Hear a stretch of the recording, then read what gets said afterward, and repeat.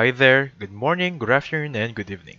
So on this video, I'm going to teach you how to transfer applications to iPhone, okay?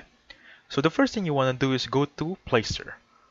This one right here, and then with this one, just type in iOS Share or Transfer iOS right here, and this should be the app that you're looking for.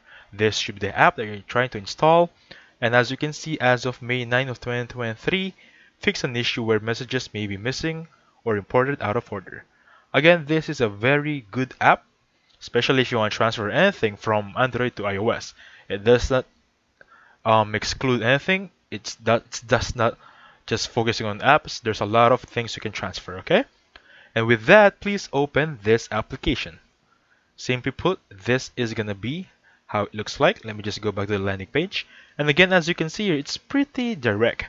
Move to iOS, use this app to transfer messages, photos, and more from this Android device to a new iOS device. Please take note that it says new iOS device. So this application is made for the purpose of upgrading your Android to an iOS.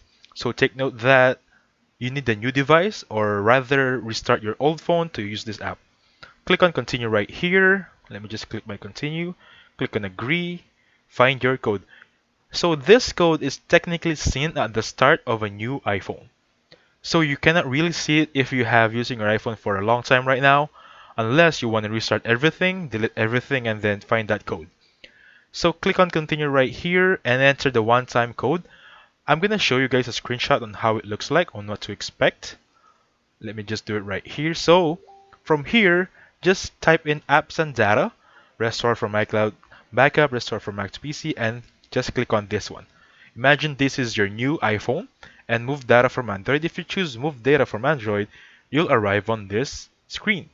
Enter this one-time code on your Android device, and which is the one earlier.